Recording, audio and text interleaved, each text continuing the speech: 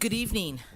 For those of you who have just joined us after closed session, welcome to this hybrid regular meeting of the Board of Trustees. Providing translation this evening is Lee Heil and Claudia Lindgren. I would like to allow the translators an opportunity to explain how to use the interpreting feature on Zoom. Buenas tardes a todos, bienvenidos.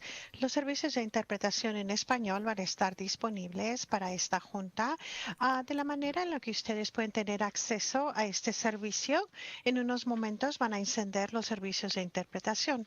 Favor de fijarse en la parte inferior de su pantalla. En medio ustedes van a notar un globo terráqueo o un símbolo de mundo. Favor de hacer un clic o un chasqueo en ese icono y van a ver la opción de inglés y español. A favor de hacer otro clic en el idioma español y pueden disfrutar de una manera simultánea esta junta. Si ustedes están teniendo acceso a esta junta por medio de su celular, en la pantalla a mano derecha, en la parte superior, van a ver 3 puntos. Abajo de los 3 puntos, ustedes van a ver la palabra más o more. Favor de hacer un clic o un chasqueo en esa palabra y de nuevo se les va a mostrar el globo terráqueo o el símbolo de número, el símbolo de mundo. Hacer otro clic y pueden ver la versión en español. Hacer un clic en español y de esta manera disfrutan de la junta de una manera simultánea. Muchas gracias, estamos a la orden. Thank you. Thank you. I am Lisa Pelosi, Board President, and I would like to introduce my fellow trustees this evening, Jeannie Kerr, Maria Haug, and Laura Simon. Student representative to the board is Miss Carolyn Wagner, joining us over there. I would also like to introduce our district staff, Superintendent Mr. Ruben Aurelio, Chief Academic and Human Resources Officer Mr. Christopher Heller, Chief Business Official Mrs. Andy Stubbs, Executive Assistant to the Superintendent and Governing Board Ms. Erica Madrigal, and Director of IT Mr. Derek Machado. Additional district and site administrators are joining us in the audience this evening. Director of Curriculum and Instruction, Ms. Mary Allen, and St. Helena High School Principal, Mr. Benjamin Cinto. We are delighted that you are viewing in person, on Zoom, on television channel 27, or on our YouTube channel. Lots of ways to watch us. A copy of this board meeting video will also be available on our website at www.sthelinaunified.org. In connection with item 5A, the board received information and provided staff with direction. Item 5B is the flag salute. Please join me in the Pledge of Allegiance. Pledge allegiance to the flag of the United States of America and to the republic for which it stands, one nation, under God, indivisible, with liberty and justice for all. Okay, item 6A is public comments. These are, anybody who is present is welcome to join us at the podium for items not on the agenda. Is there anyone present who would like to publicly comment on items not on the agenda? Please come forward.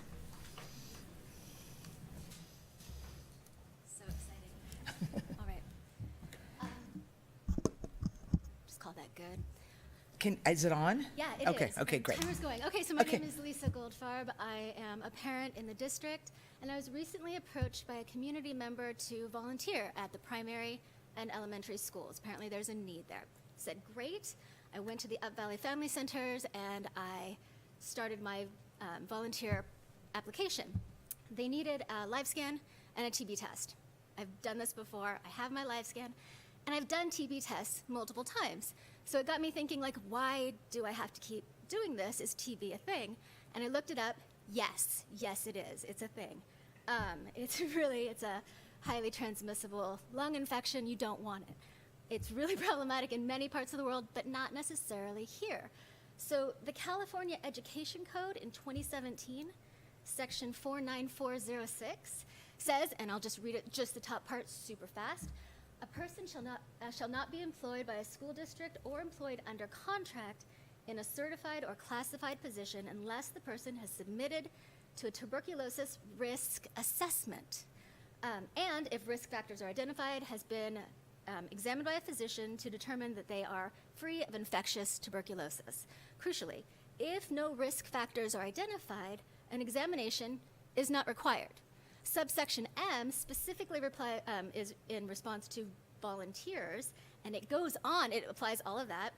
And it also adds that at the discretion of the governing board of the school district, this section shall not be applied to a volunteer whose functions do not require frequent or prolonged contact with pupils. Frequent or prolonged, I don't know what that means. That's up to you. So I just wanted to bring this to your attention. If you guys know this and you're like, yeah, Lisa, we know this and our policy is still mandated TVs, totally fine. I respect your decision. I would love to know why. If this is new information and you're like, hey, well, that's new, that's interesting, then I would ask that you revisit the policy. So doing so would possibly save you money for not having to reimburse tests at medical billing costs. I don't know what that is. And it could possibly remove a barrier to entry, because there might be people out there that really want to volunteer, but they're so done with needles. I only say this because I've got my TB scheduled tomorrow. I'm gonna get it. But I just had my COVID booster and a flu shot, and I hate needles. I hate them, I hate them, I hate them. So it's an easier ask to get a risk assessment from potential volunteers that we desperately need than to have them make an appointment, get an injection, come back 48 to 72 hours later, and have that read. So if we want more people volunteering, and I think we do, this is just something to look at. Thank you for your time. Perfect timing, what? Mic drop. Yes, the code for the school districts are 49406. There's a second one for higher education, like community colleges and whatnot. You're welcome. Thank you for coming. You too. Is there anyone else present who would like to publicly comment on items not on the agenda? Ms. Madrigal, no written comments that came in, correct? There was no written public comment. Okay. If there is anyone in the audience who wishes to provide public comment, please hover down at the bottom of your screen and raise your virtual hand. There's no public comment. Okay. Thank you so much. Okay, we'll move on to item 7A is presentation by the student representative of the board. Ms. Carolyn Wagner, please. Good evening. Next slide, please. So at the high school this month, we've had a lot of fun activities rolling off of homecoming and into October. This month we had our FFA-sponsored annual Haunted Barn. Last night, 136 students were in attendance, which I'm very pleased with, and I'm sure every FFA student is very proud of. It was very fun. Additionally, the FFA students attended a speaking competition in Cloverdale, where 4 of our students received gold awards, which is a really great honor in FFA, and I'm very proud of them. Mr. Fetters and I met as a part of the safety committee and reviewed our shooter procedures, which is very valuable information that I can relay to my peers, that we all care about and is very important in this current climate. Leadership has been planning to spread awareness for Red Ribbon Week. Our 3 main goals are awareness, reflection, and resources. So awareness, we really want kids to know what Red Ribbon Week is about, really start that conversation about drugs and alcohol abuse, and then also reflection, talk about those we might have lost, how we might have been affected, and then also the resources that we have at school so that kids don't feel like they're alone in their struggles. Homecoming was a great success. We had a lot of fun, and we're really grateful to our parent group and the board for allowing us to have certain activities. Leadership has reviewed the feedback, and we're working towards improving for next year. Next slide, please. So here you can see the Gold Award recipients and the sophomores in their float building. So at the RLS, ASB met last week and discussed their plans for the Halloween parade, which is coming up. They have a costume contest in the RLS quad, which is very fun, and a lot of students really look forward to these activities. Mrs. Calparis' 8th grade art class has been working on very advanced skill sets for their grade, and she was very proud of them, and so am I. They were working on layering, depth, and creativity within parameters. Mr. Pham's 6th grade STEM class was finishing their cardboard carnival projects, which allows students to collaborate and also critically think at the same time, which is really valuable going into middle school. And then Mrs. Helwig's class was using applied vocabulary to find a deeper understanding of tectonic plates and really just relate any academic vocabulary to their studies. So overall at RLS, I've found that there's a push for collaboration, not only in their grades, but as a school, really bonding as a community through spirit days, through rallies, through sports, and really any student-based activity. Next slide, please. So here you can see Zentangle artwork on the wall that they finished, and Mr. Pham's cardboard carnival projects, which the 6th graders were very proud of and had a lot of fun making, and I could tell that they enjoyed working with their friends. Next slide, please. So at the elementary school, the 4th graders are reading and analyzing the book, The Valley of the Moon. This is really an important book historically and teaches 4th graders a lot about our country, but also this area particularly. It allows them to work with theme as a literary tool, follow character arcs, and decipher main messages, not only in the book, but in all of their texts. So also at the elementary school, they really focus on persevering, working through every problem, always finding a solution to your problems before going to an adult. So you can see students struggle together and find solutions. And then just a fun little tidbit was that the library is a popular break location, and a group of girls go there and crochet, which I thought was really interesting and fun. So here you can see the Halloween art and the 4th grade portfolios, which show details, themes, and lots of good history. At the primary school, they are very excited for Halloween. There's a big buzz around school, around the candy and the costumes. They're preparing for the upcoming costume parade, which partners with the high school, which we are equally excited for. There's also a wall at the primary school that has free costumes for all students, which I think is really important, so that even if a student couldn't afford a costume, they could still participate in the activities, which I think is really important for all our schools, that we're all connected. And then another thing that I found really interesting at the primary school is that they have a rotation similar to the high school, where they go to different classes and then have small breaks. So they go to Spanish, art, PE, and STEM. And this really gives them the opportunity to work on specific skill sets, get to see more kids, talk to new teachers, and to do that at such a young age will really prepare them well for the middle school and the high school. So I think that's very valuable. Next slide, please. So here they're working on their pumpkin challenge in STEM, and then the costume wall. So that's it. Thank you. Do you know, Carolyn, do they want any, do they need any costumes for their free costume giveaway? Did Principal Rocha mention anything about that in case people want it, if we've got leftovers, so to speak, from when kids were little? She didn't, but I'm Okay. sure they would happily welcome Okay, great. any donations. Okay. But they And have a who- good supply. Okay. And they have they have a separate room with more. Okay, So great. the ones displayed aren't the only ones they have, Okay. which is good to know. And who gets bragging rights on the float building? Who won float building? Juniors, Okay. obviously. We stay on top. Okay. Great.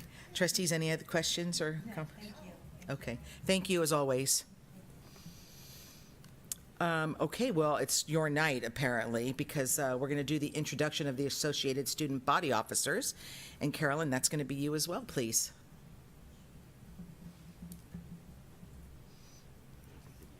Okay. Hello, my name is Emma Jimenez and I'm a senior and I'm currently ASB president. My goal this year is to improve community feeling at Salina High School and throughout the school district. Hi, my name is Elizabeth Sandoli. I'm a senior and I'm currently the ASB Vice President. My role is to maintain an active and accountable social media page, also to run and hold elections, and to work with Carolyn, our ASB board rep, to hold student congress to get students' feedback on how to make the school a better place. Hi, I'm Eva Williams. I'm a junior and I am ASB secretary. This year my main focus is to maintain communication and correspondence with all main stakeholders. Hi, my name is Alice Reed and I'm ASB treasurer. I'm currently a senior and my job this year is to maintain fiscal responsibility and plan and fund ASB activities in the school. Hi, I'm Carolyn Wagner. I'm your student board rep. My goal this year is to encompass all perspectives from all the schools in the district this year.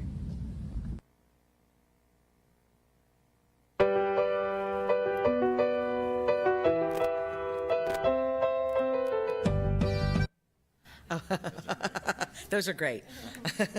Thank you for doing that. That's great. That-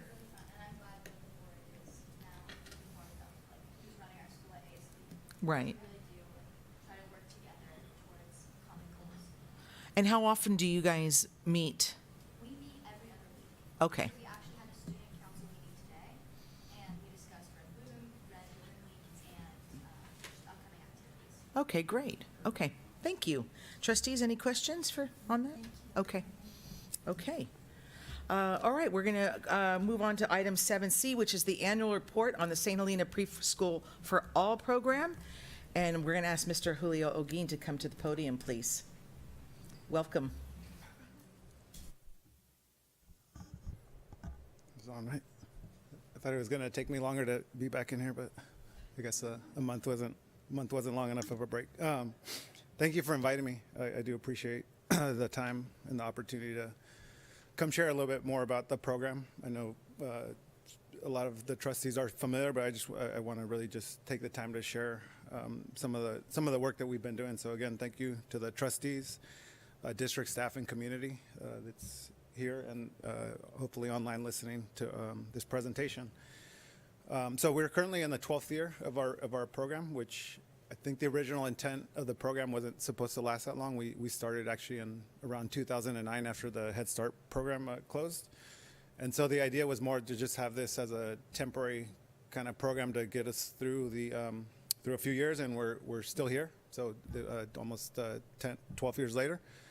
And that's really just mainly been solely based on the need of our families, which does continue to be a huge need. I think that's one of the messages that I want to let the board know and community know, that there is a lot of need in St. Helena, even though it may not seem like it, and also in areas surrounding communities, which we're also working with in Calistoga and Angwin. So can I go ahead and move on to the next? Oh, clicker? Okay, perfect. All right. So we're currently doing, we continue with the same mission. It's to provide scholarships for 3- and 4-year-old children to experience preschool and succeed. And I think part of the work that I've worked on probably for the last few years is mainly just been raising awareness here in St. Helena. So, which again has taken some time to connect with the families, to get to know the community. Obviously, I grew up here, but just really establishing ourselves as a program took a few years. And I feel now that we're at a point in St. Helena where we have our partners that refer us to families, such as the Up Valley Family Center.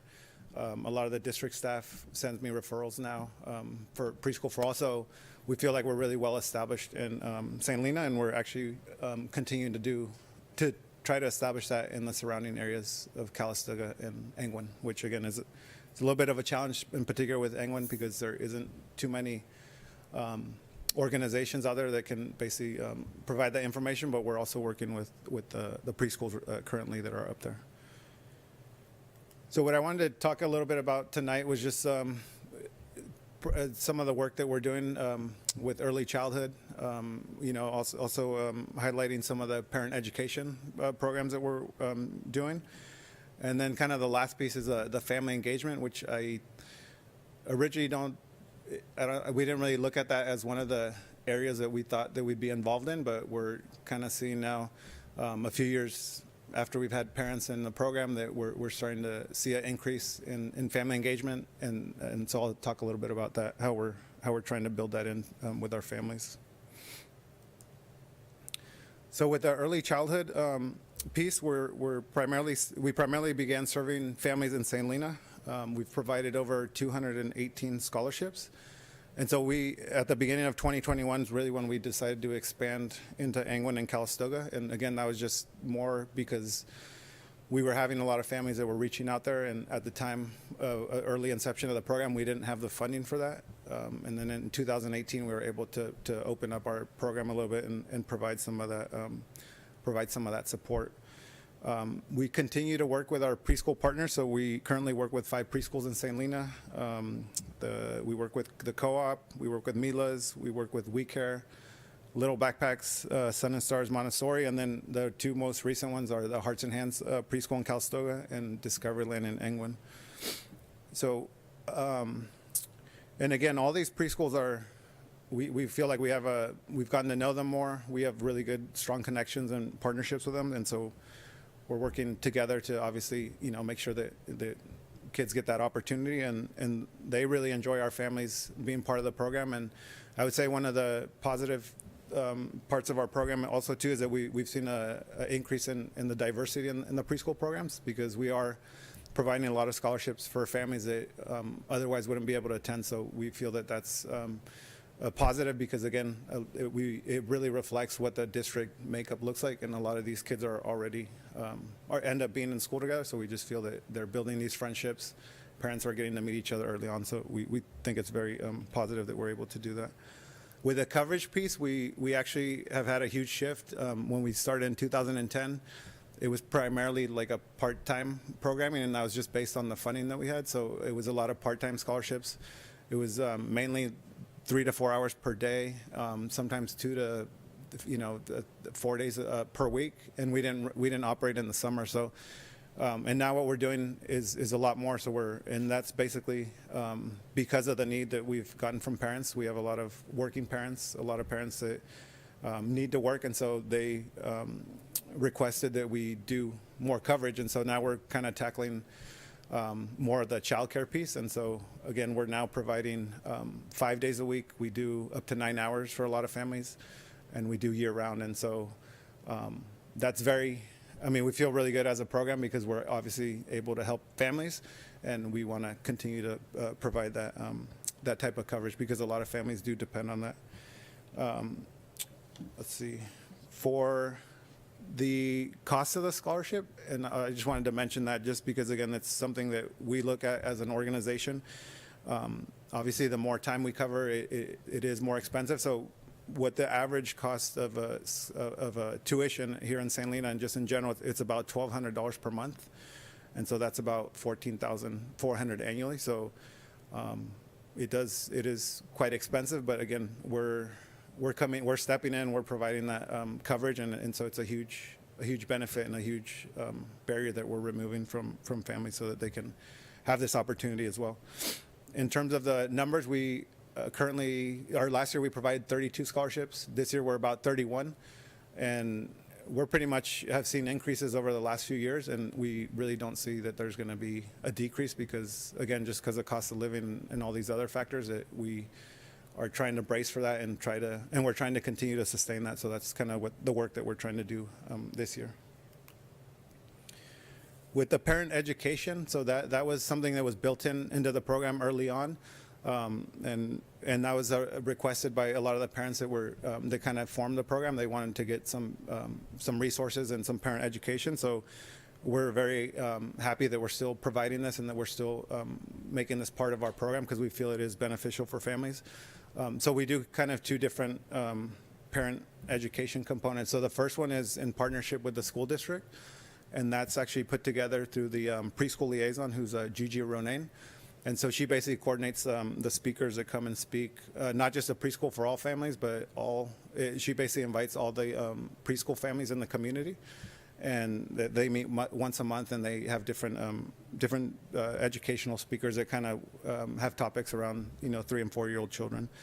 And then we also do with the family center, we do the classes in Spanish, so that's for our Spanish-speaking families, and we feel that that's been very positive in terms of the engagement levels of our parents, and just the opportunity for them to basically learn some new strategies, some new tools, but also to just have the opportunity to share, some of their experiences with parenting. And so we find that we find it very valuable that we're able to provide that. So this piece, the family engagement, and so it says family engagement, but I would also consider that parent engagement. I think that this is kind of one of the areas that I feel that we've made a lot of stride and improvement in the last few years. And I would say that the main reason for this has been the opportunity that I had to be on the school board as a school trustee, and just really getting the opportunity to learn more about the district and kind of ways that they're trying to bring in families and the whole parent engagement piece. And then coupled with me being the preschool director and working with the preschools and the families, it just was a natural progression that I thought that I could basically fill that gap and basically be the bridge between the preschools, between the families and the district. And so I've tried to make that kind of part of the goal, to bring in the families and be that bridge so that families feel that connection to the district before they even step on the district grounds. And so again, we get really the first opportunity to work with families. So we try to do this through community events. So we try to get them just to engage, to have different experiences, different opportunities. And then we feel that by attending, they are required to do, they are required to volunteer at events and do the parent ed classes. And then they do volunteer sometimes at the preschools. And we feel that we're just helping them, train them, so that when they do step on the district, they feel a lot more confident, more comfortable about doing those roles, or being part of the district committees, or volunteering at the events. And me personally, when I see these parents on the committees or volunteering, I get very happy to just see them, and just very proud that they have taken that step. And it's not like out of us saying like, oh, you should volunteer. It's like them basically learning it and then applying it. So I do really get a joy of seeing a lot of the families here at the district.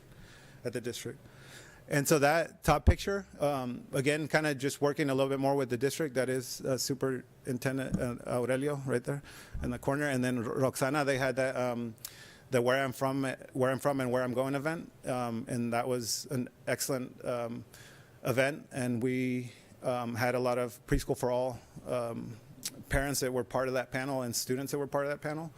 And then on top of that, we also brought in a lot of we invited our Preschool for All families that a lot of them do have kids in the district, but a lot of them don't. So just having the opportunity to kind of meet the superintendent and see kind of what the district is like, I think is important, and it was powerful. It was all done in Spanish, and so that's kind of the stuff that we're trying to build in a little bit more, where if the district is providing parent ed, I get that information, and I basically, we give it to our parents so that they can basically attend it when they can.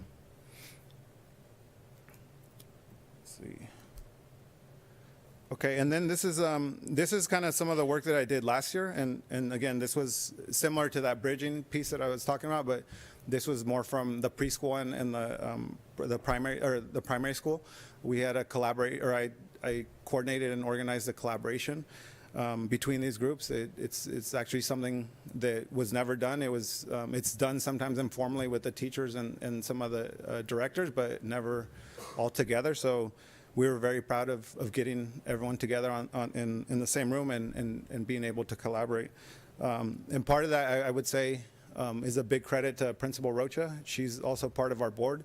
When she came in as a principal last year, we took her on tours to the preschools, and she was just very open and receptive to kind of finding out what these preschools are doing, because preschools do a lot to prepare the kids. And so we talked about a collaboration, and so we were able to do something with all our preschool directors and the teachers, all the TK and kindergarten teachers.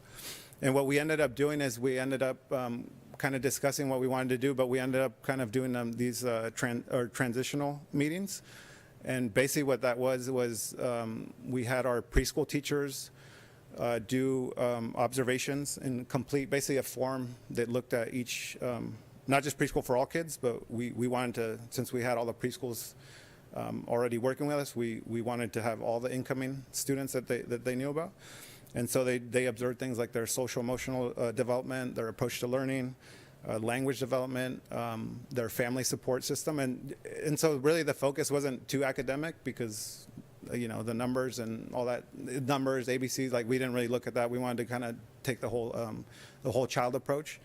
And we really just felt that the preschool teachers are the experts, because they know these kids. They've had them sometimes 2 to 3 and even more years. So they really know these kids, and they know what they're like and what they dislike. So we thought that this was very valuable information to give to the teachers and to the district, so that they could help with the class assignments, and just to get to know where the students are at. So that we were really happy about the work there, and we were able to complete, I think, 32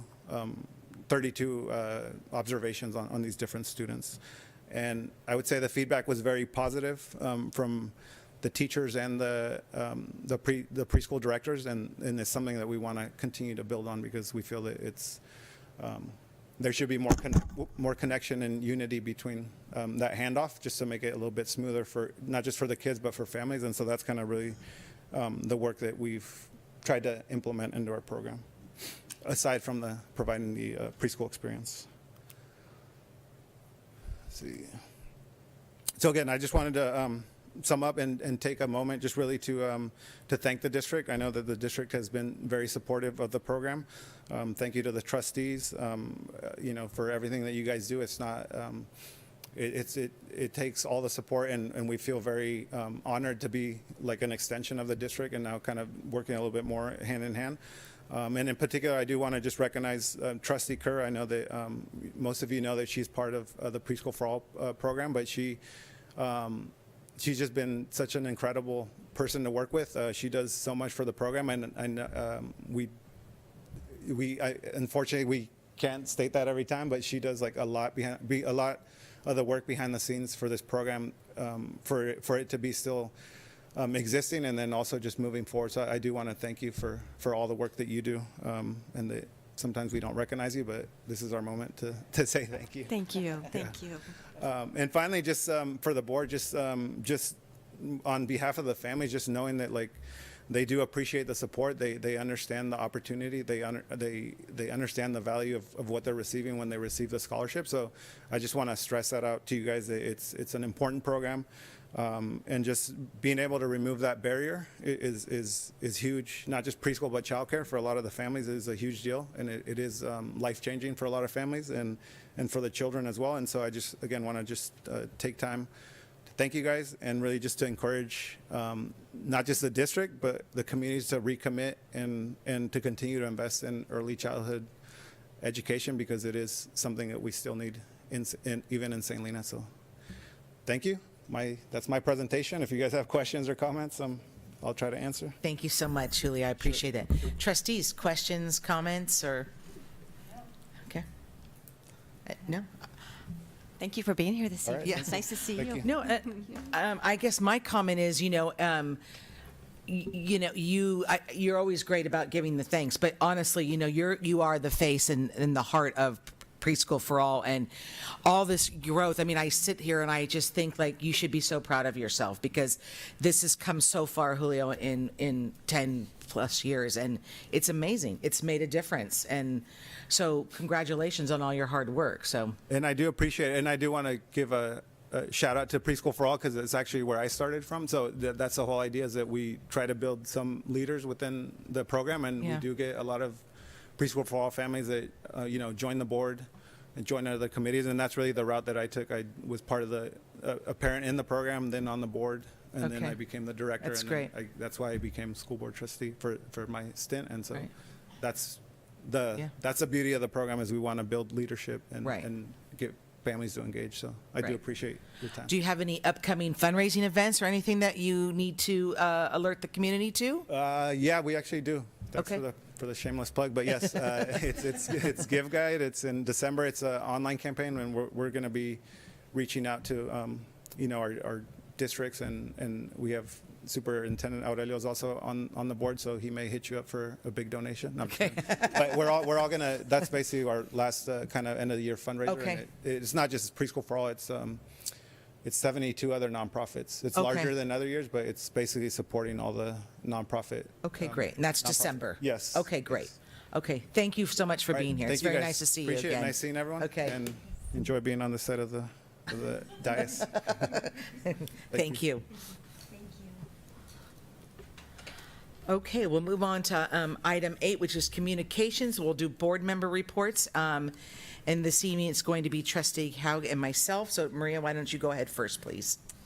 So, first of all, I'd like to mention that the primary school report was supposed to be last month, and I was not present. But the what I'd first like to focus on was the back to school night at the primary school.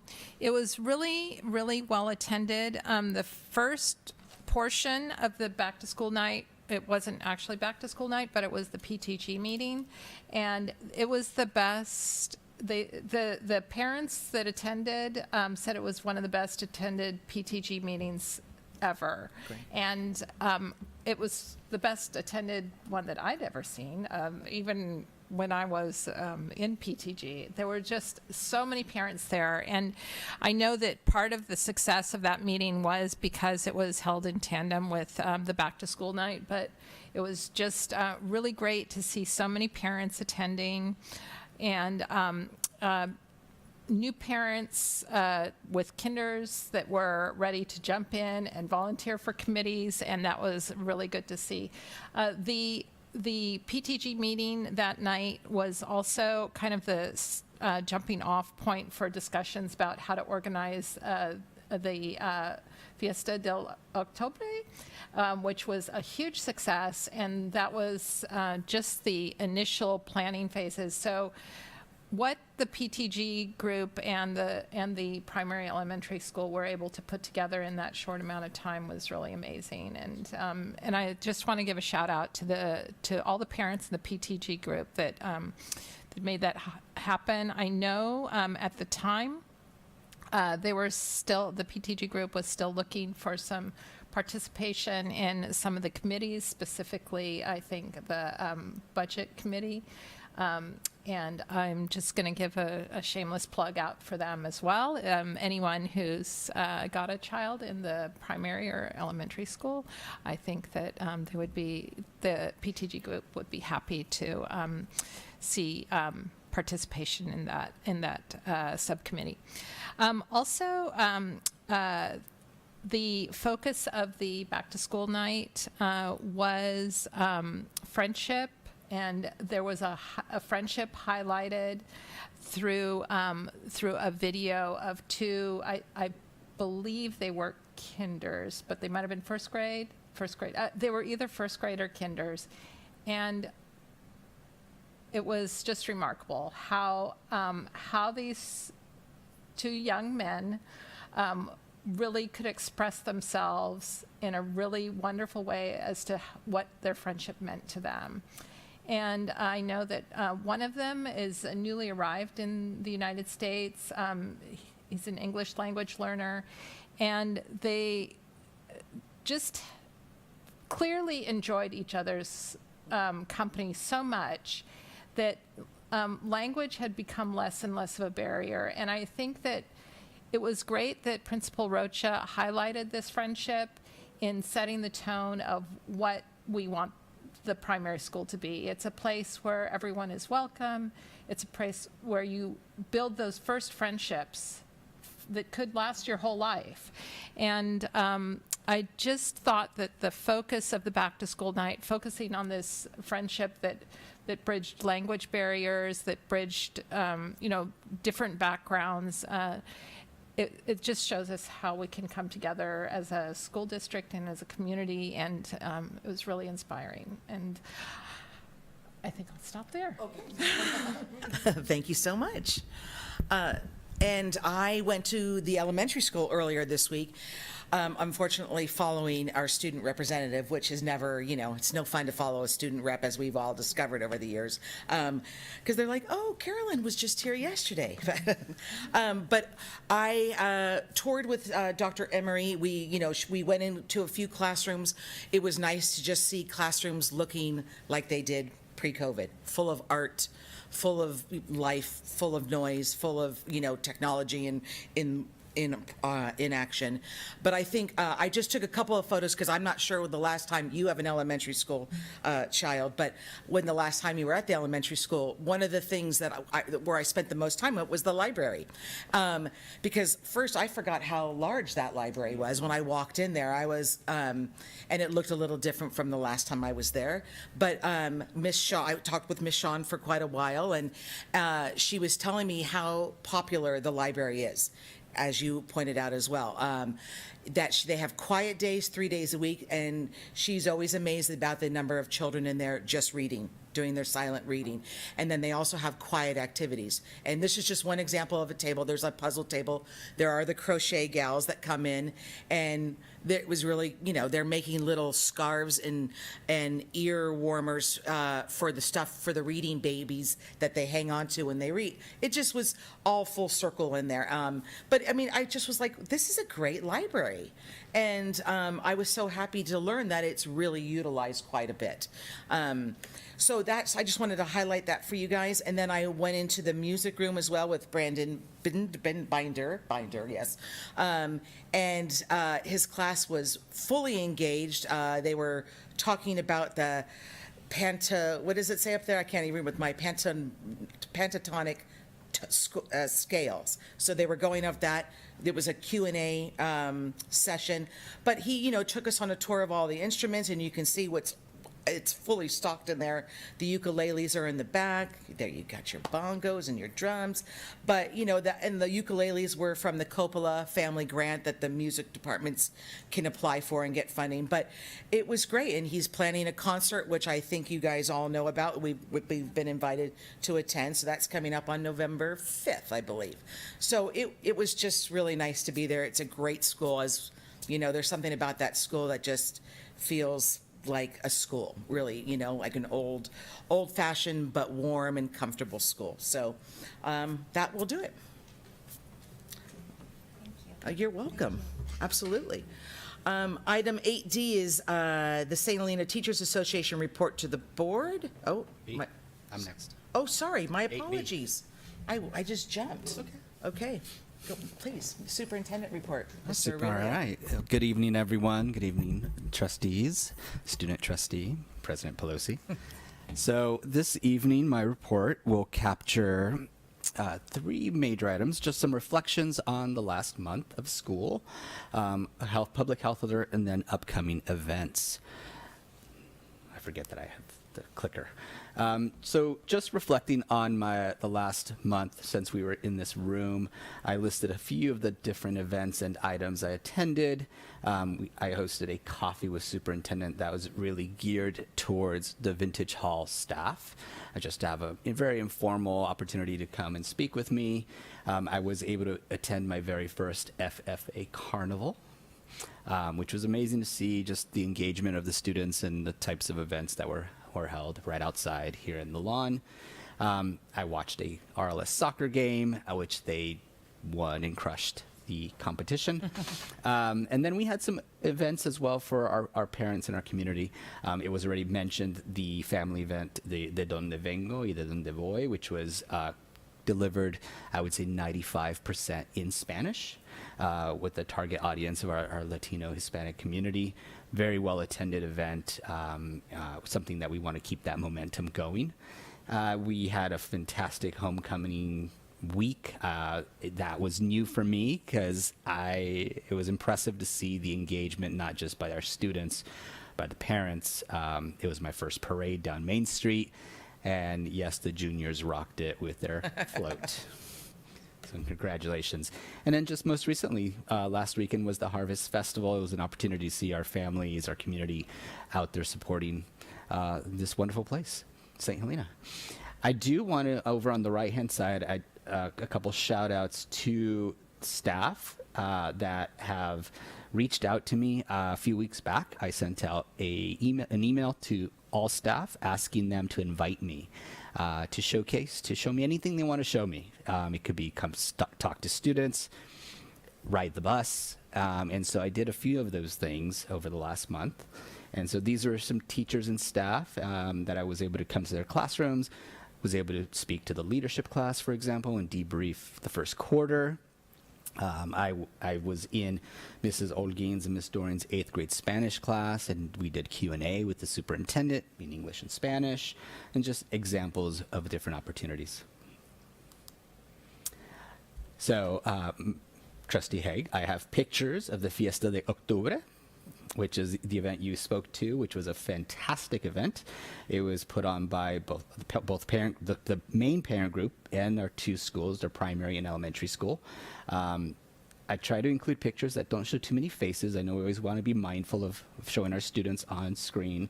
I do want to give a special shout out to our food services staff. They did a tremendous job of feeding, I don't even know how many people. There was a lot of people. That park, I know Lyman Park is not huge, but it was full. I think the request has now been, we need a bigger park.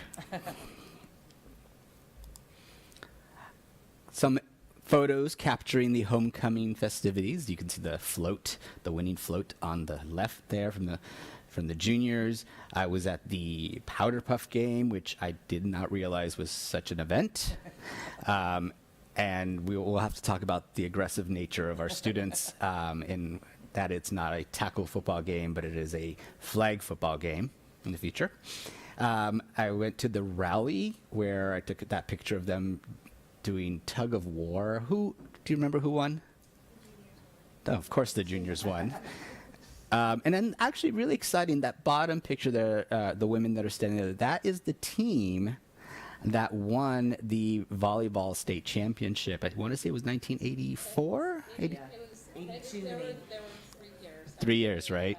82, 83, and 4. Right. And so they came out and they were honored at a volleyball game and then at the homecoming event as well.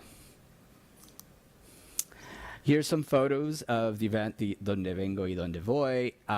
Really try to capture the partnership that we have with the community. We had a number of different community-based organizations tabling, providing resources to our families. It was just a fantastic event all around, being able to see, and we did fill the PAC. These are just some photos during my class visits. Top corner, you see the culinary class. This was a student that was working with Chef Turner. They were working on sweet and sour chicken.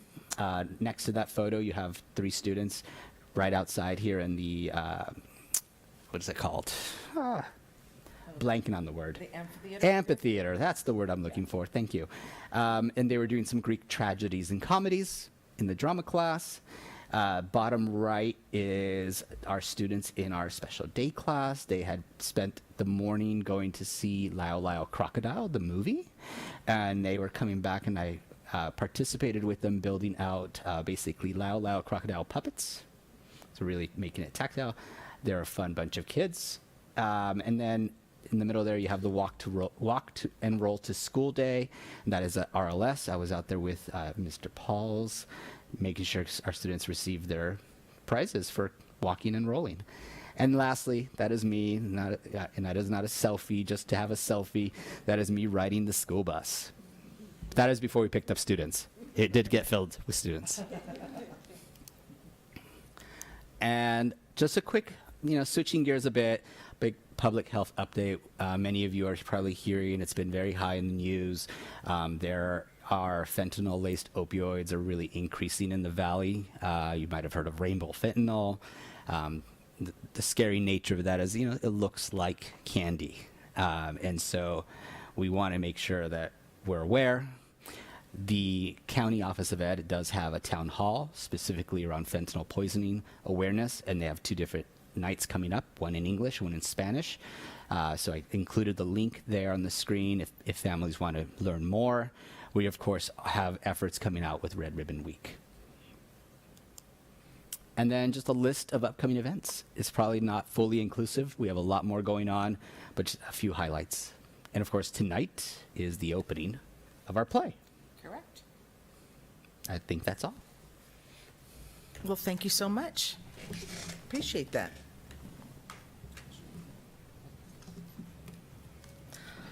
Okay, well, going to move on to item 8C, which is the superintendent subcommittee reports. Mr. Aurelio, I'll start with you as well, and then the trustees can chime in if need be. So, all righty, thank you. So this month we had 2 committees. We had the Local Control Accountability Plan Committee, the steering committee, and we relaunched the Monrovia Committee. So I'm actually going to turn it over to Trustee Haig, because you were our representative at the LCAP Steering Committee. Yes, so I just have to commend the new system of having the QR code for the meetings.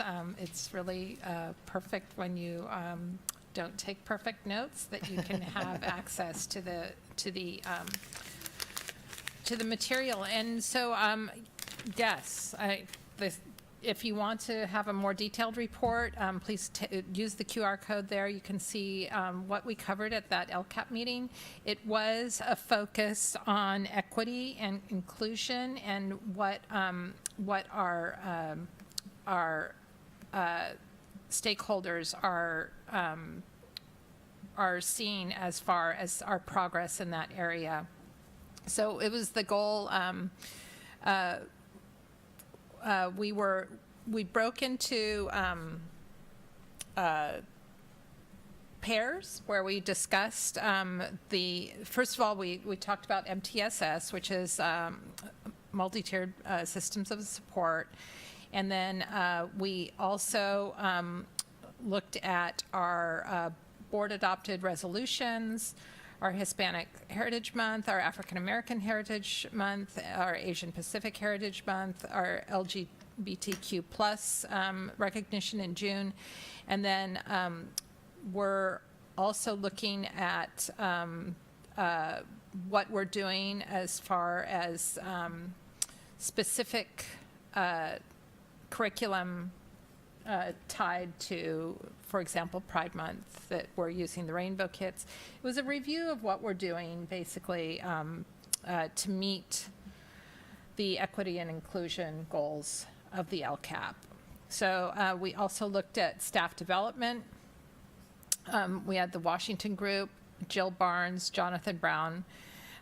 Those are all outside consultants that we've been bringing in for staff training in the area of equity and inclusion.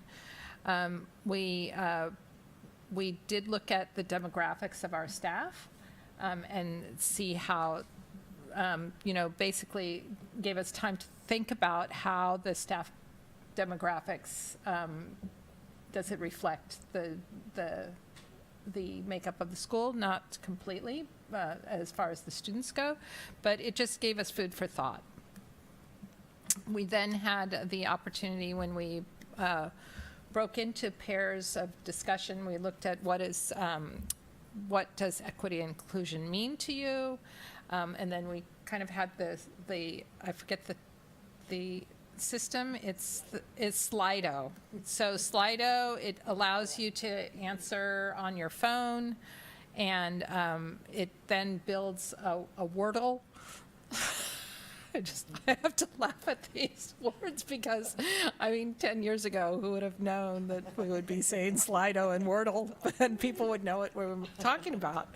Sorry if I digress, but it was very helpful in visualizing, putting a visualization on our thoughts and what we value and what we want to emphasize. So it was really a great experience, and check out the QR code and see our PDF on our PowerPoint on the entire meeting, please. Thank you, Trustee Haig. And just to add, the way we shift the focus a bit on the LCAP steering committees. We are focused on one of our goals per meeting. So that was goal 2, which is the diversity, equity, and inclusion. It did follow the presentation that was held at the board meeting. So there's a real consistency. So the next time we meet, that'll be in November 29th, it'll be a different goal that we're focused on. Okay, that makes sense. Right, Mr. Heller? Yes. The Monrovia Committee, they met on October 13th. President Pelosi was there with me in attendance. Would you like to speak to that? Sure, I'd be happy to. There were about 9 people present on that Zoom meeting, and this was Superintendent Aurelio's first Monrovia meeting. So it was an introduction, welcomes, review of some logistics of the cadence of the meetings. How often does everybody like this format? Traditionally, the superintendent has hosted these meetings just because the office was the biggest space, right? And then we moved to a Zoom format. That seems to work for everybody based on the outcome of the first meeting. And really, it was just we went around and everybody gave like 3 bullet points of updates, things that maybe they're working on, they wanted to know. And a lot of those things will be broadcast through the Star or social media, or if you follow things like through Nimbus Arts, which was a new addition actually to Monrovia, which was great. It was Jamie Graff was there as the executive director. Up Valley Family was not present, but it's Preschool for All, St. Helena Hospital, the Chamber, Rionda House, Nimbus Arts, Napa Valley College, CIA, City of St. Helena Unified. And I think that's all the entities we're trying to include in that meeting. I think one of the things that kind of got a little bit of buzz, and that might get some traction as we move forward in that committee, is Vice Mayor Doreen brought up this idea of a youth and family master plan. My sense is it's been floating, this idea and this topic has been floating around for a while at a city level. And he spoke to a little bit about it, is about, this plan would be important for the youth and family of this. What is the plan for those who live here to keep the families here for kids? What are we doing as a general community, not just the city, but all of these entities? So, it was maybe determined that maybe it would be led by the school district and the city as the primary, but it generated excitement and curiosity, and I think that's going to be an agenda item that will continue to move forward with this group, because all of these stakeholders would have buy-in to the family and youth of this community. So we'll see where that kind of takes us. But I actually didn't know that was a topic that was floating around at a city level. So, and Vice Mayor Doreen kept saying, it's been there and it gets talked about, and sometimes it gets, just pushed aside because there's just not a lot of traction behind it. But I feel like there could be some traction in Monrovia now, and so stay tuned, because maybe more to come on that. And I think that would be the major highlights. Great. And then this slide just shows our upcoming subcommittee meetings for everyone to see. Our next meeting is business operations in November on the 9th. One thing to add is these meetings moving forward will also include the addition of 2 students from the high school. That's great. That student voice. So thank you very much for adding those. Okay, now I'm back on track here. Item 8D, there is no report for the St. Helena Teachers Association, although Mr. Farrell is here, but I don't, okay. And there is nothing for 8E either. And then trustees, I'll remind you that items 8F, G, and H are written reports that our principals do so well in submitting information for our benefit. One thing that really stood out to me in reading this, the one that Mr. Cinto submitted, was the attendance of 60 parents who showed up to begin the journey for attaining fluency in English. And I know Roxana Plancarte is a big part of that, of making that happen, but I think that is really amazing and needs to be highlighted. So a lot of things on there need to be highlighted, but I think I'm seeing a theme, kind of like there's some, we're really reaching out and trying to move the needle on engagement for our Latino families. So, trustees, anything you want to add from the reports, or? No. Okay, great. I actually, the Fiesta del Octubre, there were so many parents that did a lot of work on that, and I know that they're recognized in the Parent Volunteers of the Month, and I just want to give a shout out to them. They really made that festival really lovely. The food was fantastic. Not only from the food service, yes, food service, thank you, amazing. You cooked for, I believe the number was they cooked for over 700 people. Wow. And then the parents' food tables were just amazing. So thank you. Yeah, and thank you again to the principals for always submitting those reports to us. We very much value those. Okay, we're going to, pardon me, comfort break, and then we'll come right back to our desk and resume. Okay, thank you.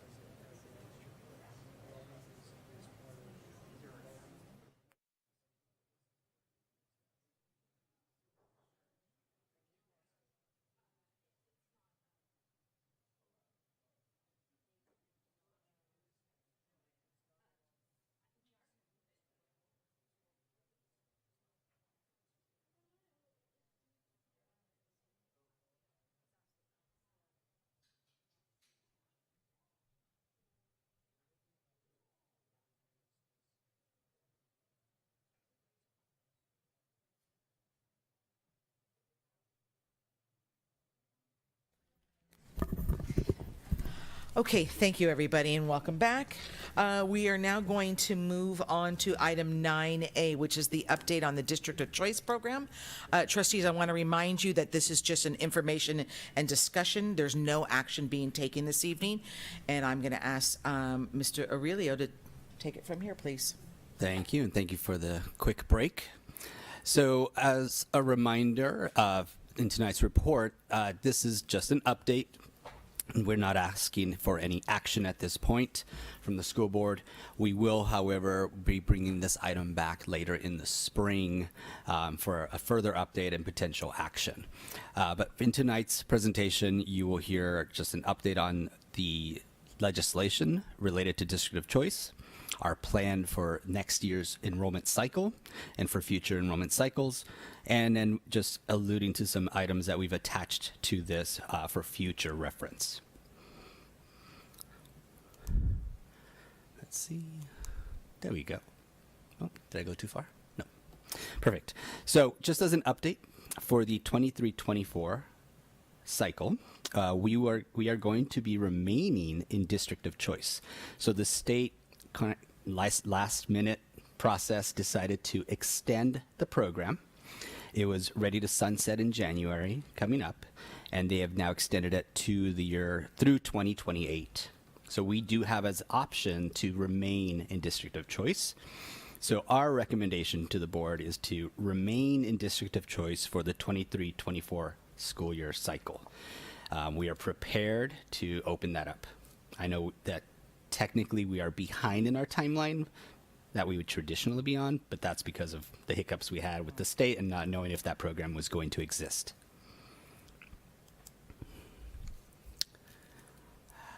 As we move beyond the 23-24 school year, we are going to be recommending for the 24-25 school year that we end District of Choice. It is our option to choose to be in that program and move towards an inter-district permit process for admission. We'll have many more discussions about that as we come back in the spring. This is not a decision we're making this evening, but just sort of giving you a preview of what we would be recommending. One of the reasons it does give us, our community, more than a year to really think ahead. So we wanted to give a lot of lead time before we make that shift.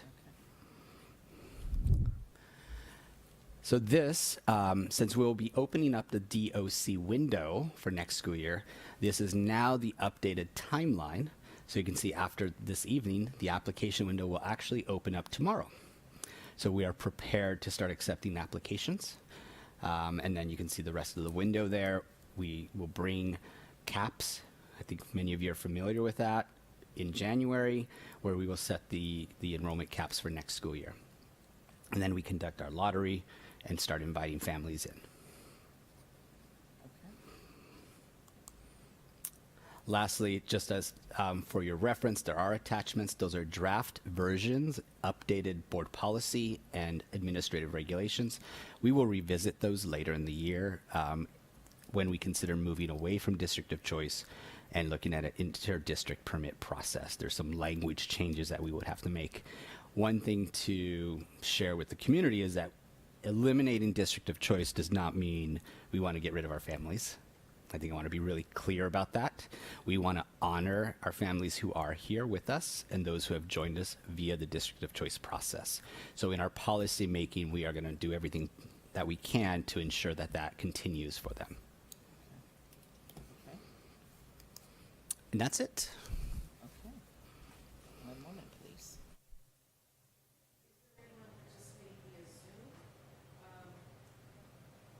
Apologies, thank you. Is there anyone participating via Zoom who wishes to comment on this agenda item publicly? Blech. I gotta get my... No? Is there anyone present who would like to comment on this agenda item? No? Okay. Okay, trustees, questions, conversation on this? I know the answer to this, but I just, for the benefit of our community, the renewal of the District of Choice program included the same remuneration of funding for the district as previously, correct? There was no changes to that. So when the program first started, there was additional funding.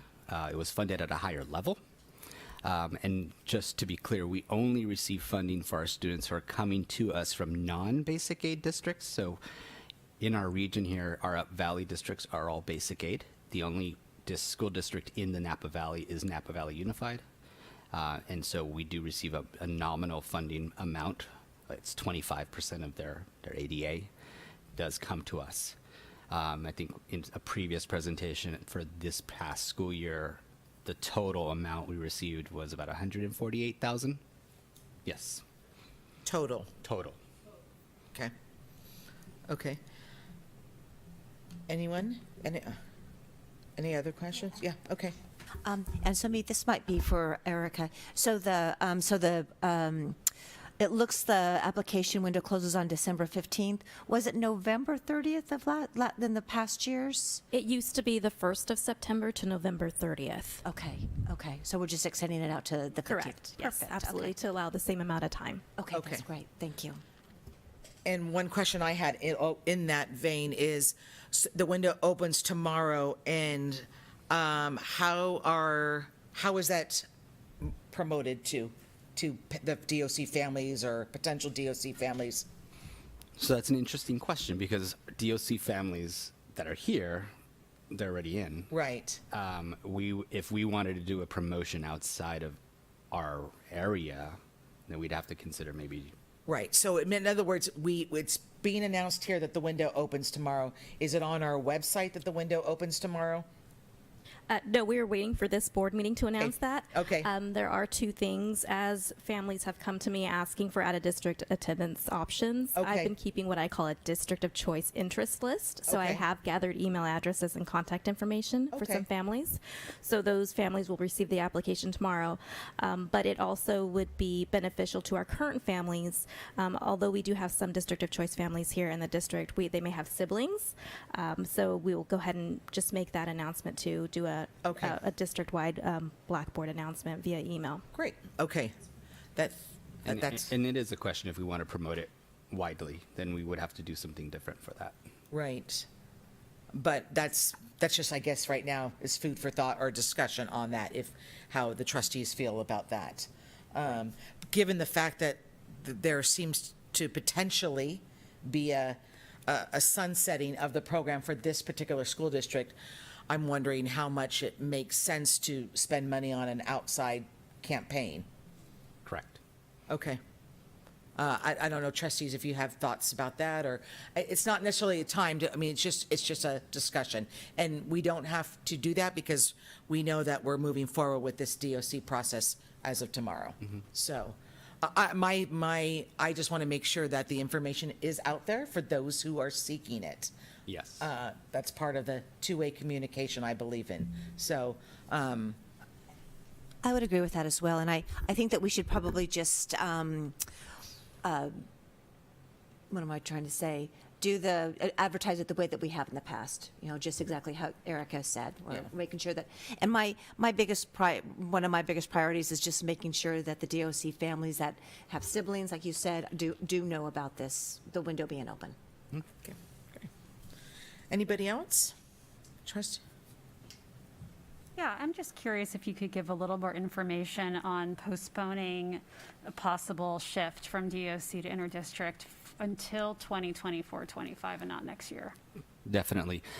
So staff, we felt that when we do make that shift, there's a couple of items we want to make sure we have really vetted completely and our systems are very clean and in place.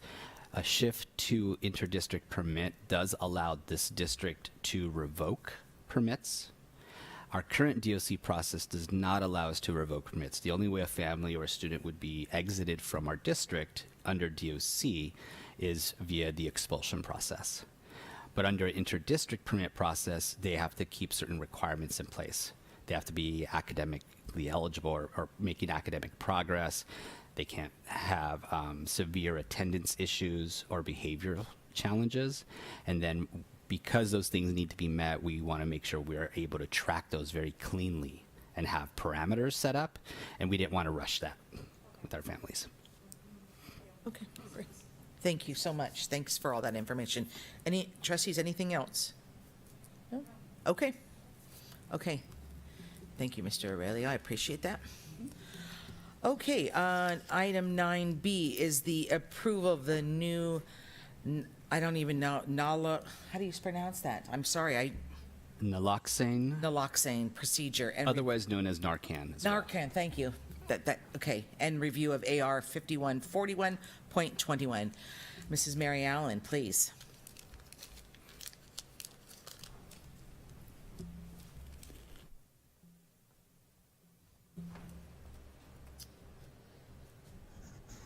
As Superintendent referred to earlier in the presentation at the beginning of the board meeting, there's a surge, so to speak, of fentanyl out there. So in order for us to be prepared as a district, we need to have a policy in place to be able to go ahead and administer some Narcan if in fact we have a situation. It's not so much for the kids, so I really want you to hear that. It's because we're a public venue that we want to make sure that we have the capability of, first of all, having the medication on site. And so in order for us to have the medication on site, we need to have a policy. And then on our AR, we already administer medication. This is adding some additional wording to our AR.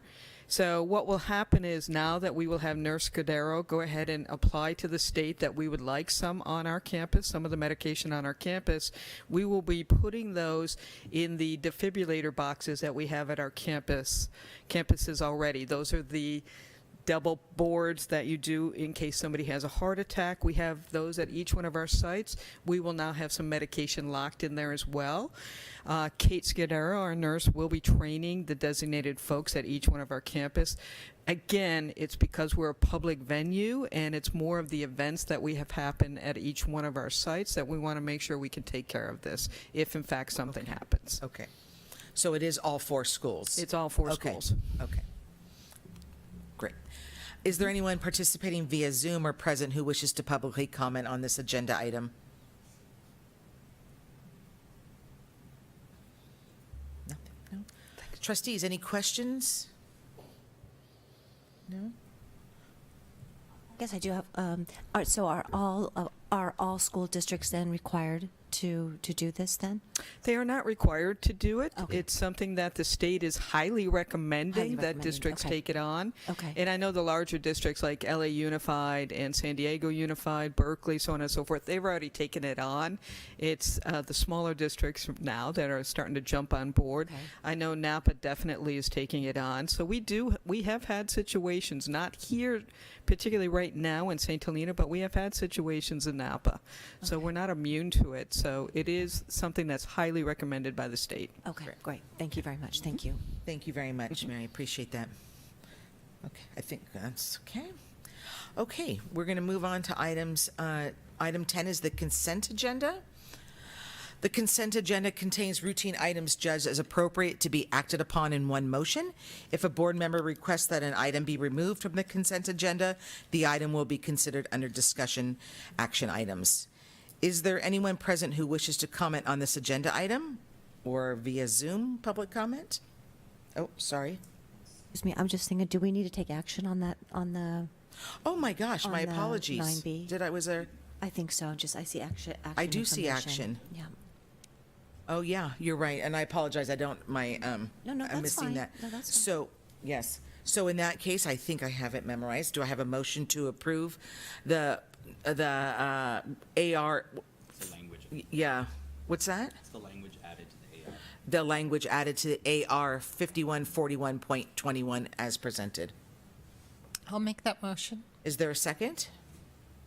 I'll second. Okay. Ms. Madrigal, will you conduct a roll call vote, please? Student representative to the board, Wagner. Mhm. Trustee Simon. Aye. Trustee Haug. Aye. Trustee Kerr. Aye. President Pelosi. Aye. Motion carries. Thank you very much. I appreciate you catching that. Okay, so on to the consent agenda. To pick up, was there any public comment via Zoom? Okay, and there's no public comment by anyone present. Trustees, any questions about this agenda item or items to be pulled from the consent agenda? No? Okay. Is there a motion to approve the consent agenda as presented? Motion to approve. Okay. Is there a second? I'll second. Ms. Madrigal will conduct a roll call vote. Trustee Simon? Aye. Trustee Haug? Aye. Trustee Kerr? Aye. President Pelosi? Aye. Motion carries. Okay. Red ribbon. All right. Now we're going to move on to item 11A, which is the adoption of Resolution 22-21, Red Ribbon Week, which is October 23rd, 2022 through October 31, 2022.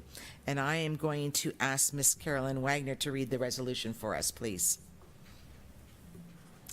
Whereas the Governing Board of the St. Helena Unified District values the health and safety of all individuals, and whereas substance abuse is particularly damaging to our most valuable resources, our children, and a contributing factor in these three leading causes of death for teenagers, accidents, homicides, suicides, and whereas the goal of Red Ribbon Week and the St. Helena Unified School District to involve families, schools, businesses, law enforcement agencies, and service organizations in all aspects of this campaign, and establish an atmosphere that supports awareness, education, and ongoing initiatives to prevent illegal drug use, and whereas the Red Ribbon Week campaign theme promotes family and individual responsibilities for living healthy, drug-free lifestyles without illegal drugs or illegal use of legal drugs, and now therefore let it be resolved that the St. Helena Unified School District and all schools hereby support Red Ribbon Week and the positive reinforcement it provides our students and communities, and it is further resolved that the Governing Board of the St. Helena Unified School District hereby support the proclamation of October 23rd, 2022 to October 31st, 2022 as Red Ribbon Week in the St. Helena Unified School District, and encourages its students, administrators, faculty, and staff to participate in a drug awareness, socially distant activities that make a visible statement that we are strongly committed to live a healthy life. Thank you. Is there anyone participating via Zoom or present who wishes to publicly comment on this agenda item? Okay, trustees, any questions about this agenda item? No? Okay. Is there a motion to approve the adoption of Resolution 22-21 as presented? I'll make that motion. Carolyn, would you like to cast a vote? Aye. Okay. Is there a second? I'll second. Okay. Ms. Madrigal, will you conduct a roll call vote, please? Ms. Wagner? Aye. Trustee Simon? Aye. Trustee Haug? Aye. Trustee Kerr? Aye. President Pelosi? Aye. Motion carries. Item 11B is the 2022-23 LCAP plan updated on unduplicated pupil report. And I would like to remind everybody that this is a written report given to us this evening. Thank you very much for all the detail that was in there. Is there any public comment on this agenda item? No. Trustees, any questions on this agenda item?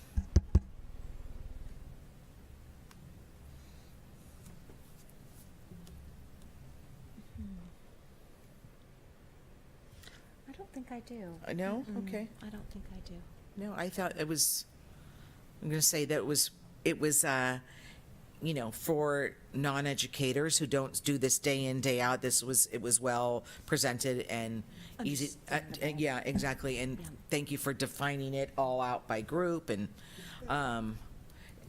It's actually starting to become an annual report Right. in this month, and I think it's helpful to come back every year to take a look at the trends in our unduplicated population and who they are, because those are the specific actions within goal number 1 to address those particular groups. So Right. I think it's important just to keep an eye on the trends, and we've been pretty stable in our population as far as no unexpected, spikes one way or another. Right. And I appreciate the compiled one and then the breakout of each individual category as well. So I appreciate that. Thank you. Trustees, anything else you would like to add or? No? Okay. All right. Thank you again. Okay, now item 11C is the written report on the 2021-22 ELL Master Plan. One moment, please. Sorry, I okay, I think I'm in the right place. Pardon me, my computer is just, there it goes, it's correct. Okay, this is also a written report that we received this evening. Is there any public comment on this agenda item? No? Okay. Trustees, any questions? I actually do have, thank you for the report, first of all. I do have a question on just a little information data-wise, and if you don't have it right now, I completely understand, but for our newcomer classes, how much time are the students spending in the newcomer classes versus mainstream classes? And also, how are we tracking our newcomers that say are coming into the high school? Are we and how are we tracking? Are we tracking them separately from the English language learners who have been with us longer, or is it all in one? No, we do track separately, but there were a lot of questions there, Maria. So let me. Sorry, I'm so sorry. That's not fair. Let me break it down. Not fair. No, that's okay.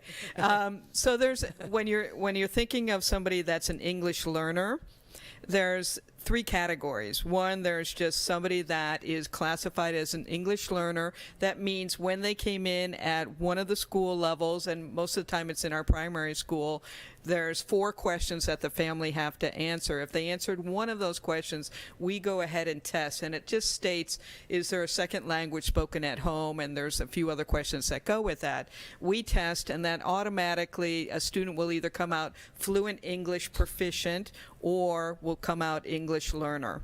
And that means we put them into, at the lower grades, it's called designated ELD. At the upper grades, it's an actual class that they're pulled out for, and it's called English Language Development. They are not, so to get to your second question, for somebody that's a newcomer, they're placed in an ELD class. It just happens to be we try to group our newcomers together because they have different issues in reference to not only language, but acclimation, adjusting, learning the customs, understanding the American schools. So there's a whole bunch of personal factors there. And Roxana is specifically targeting, that's part of her job, is anytime we get a newcomer, she will work with their families. There's a lot of questions. We've had not unduplicated, but students that are unaccompanied minors that have been coming from Guatemala and so on and so forth. She specifically meets to find out the history, the story, the journey, where are they living now, what's happening now. So there's so many multiple factors that are involved with a newcomer. It's not just the language. And so we try to provide as much support because many of these students that are coming in also have trauma in their background. So it's providing a lot of support to them. So no, they're not in newcomer all day. They're in it for a period. And then we try to have them in other classes to where they're getting supports. And I know you probably had other questions there, but I've lost them. Sorry. That's fine. And then we're tracking them separately as far as graduation rates and things like that go. Yes. So what happens when they take the CASP, let's say they take the CASP, and let's not even focus on high school. Let's say we have a newcomer at the elementary level. When they take the CASP test, the CASP will break it down.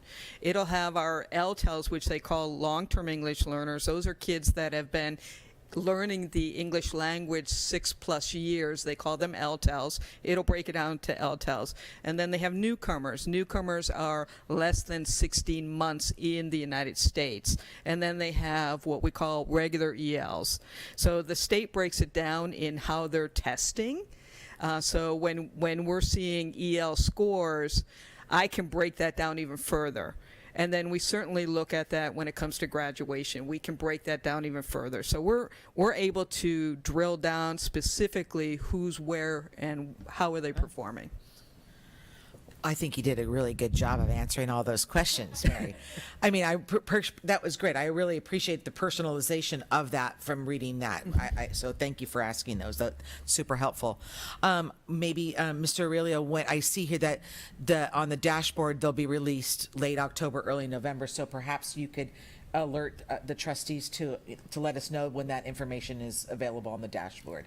Definitely, and so everyone knows, the state is going to be releasing the CASP data within the next week or two. Okay.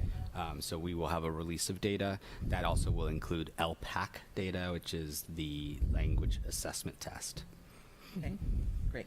Thank you very much, trustees. Unless there's other questions from Ms. Allen. Okay. Okay. Thank you very much. And I think if I may state something, this is a living document, so this is always, perhaps if we see something we need to adjust, we adjust it throughout the year. So I just want you to know this is not stagnant. Well, and you highlighted that by saying the new sections are on this, so that I kind of inferred that was the case, that it was a document that stays with us. It just gets updated as needed. So thank you. Okay, thank you. Okay, 11D is the written report on student discipline school year 2021-22.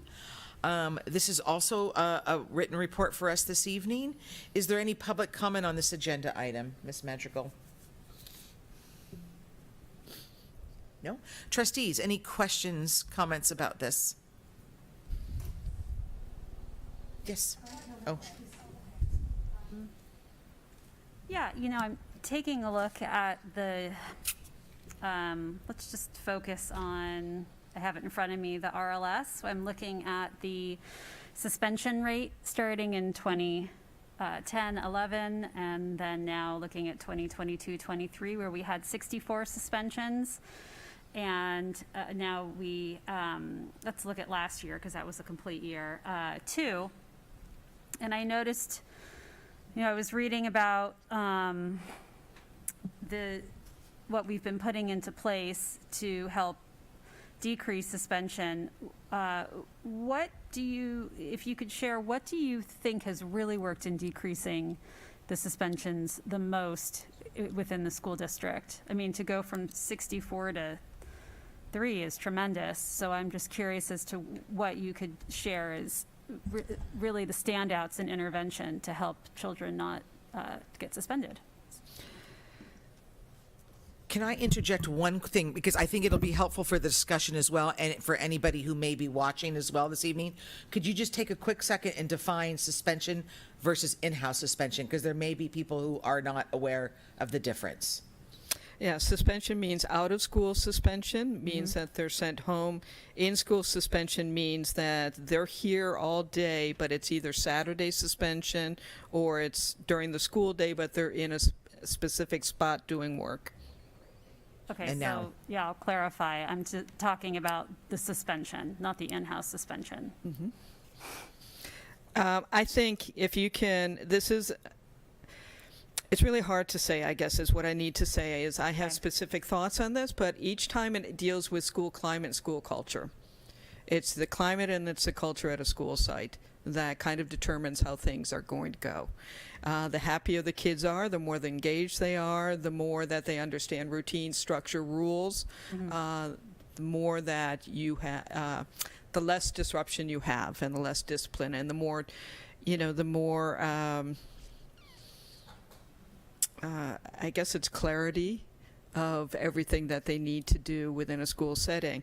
But if you can see on this particular form, we've done a lot over the years, so we keep tweaking our system from year to year to year to make it better at all of our sites related to discipline. There will always be discipline, but our charge is we don't want to send a kid home. We don't want to suspend a kid, but there will be a few times that a suspension will happen. But we absolutely try to help a student. I'm coming from the social work perspective. We know that kids grow academically, and we know that they struggle, and we're constantly trying to help them grow.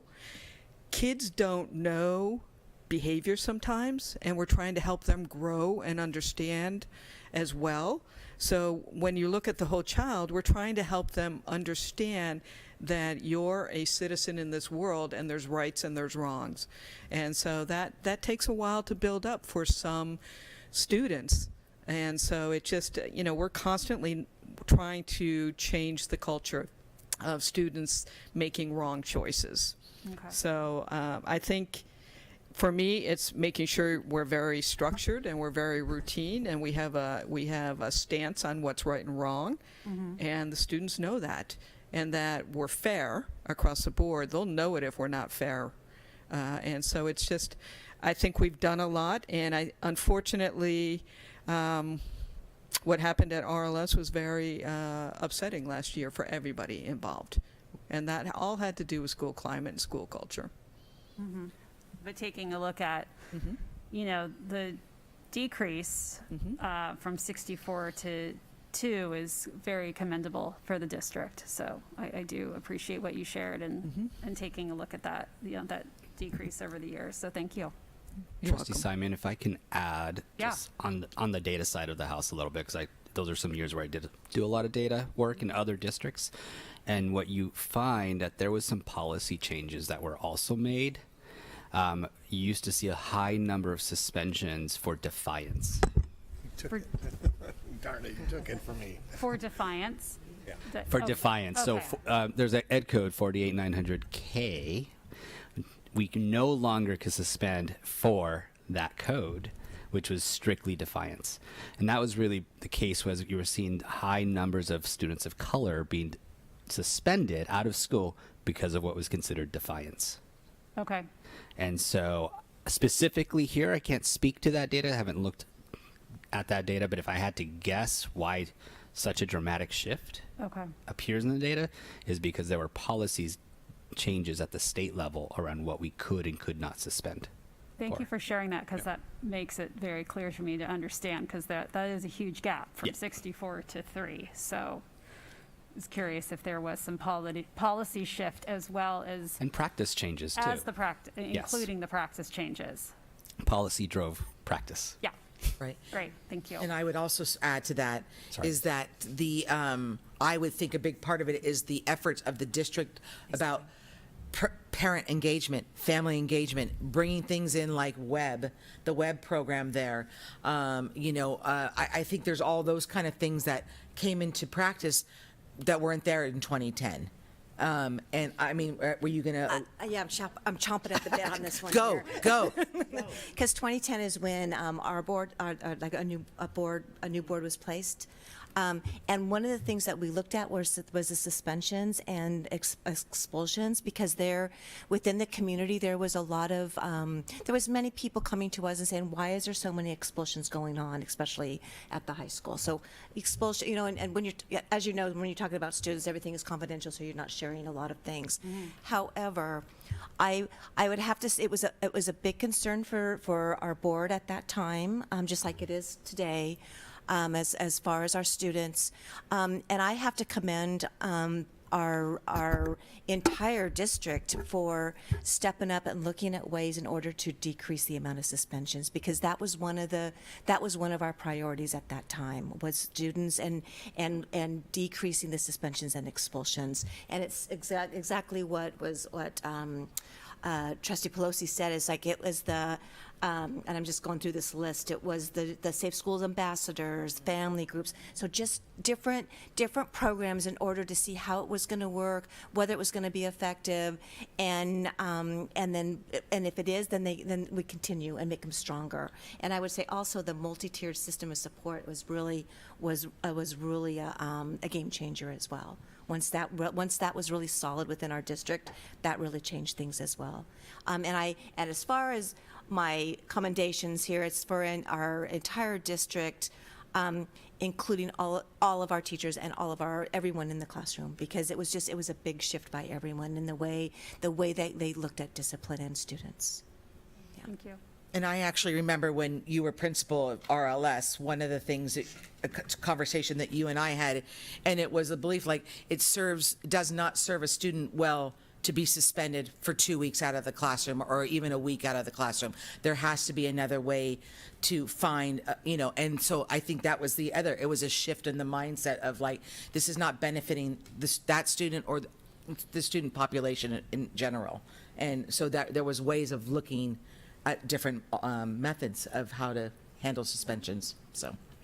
And I think, we were also looking, I remember talking about about this with another board member that is no longer on the board, but she and I both discussed the level of incarceration of adults that directly correlates to the amount of suspensions or expulsions they had in school. And it's not serving our society to be expelling students when we're increasing the chance that they will be incarcerated later in life. So there were a lot of things there's a lot of data out there, and we had that conversation is like, why are we setting students up for such a difficult path in the future?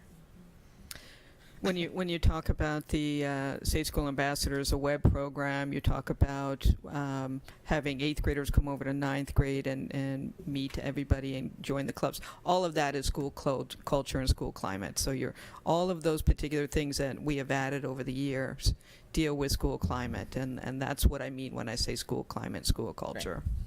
Great. Thank you. And also, I would say that I'm always impressed with when we started doing the restorative circles.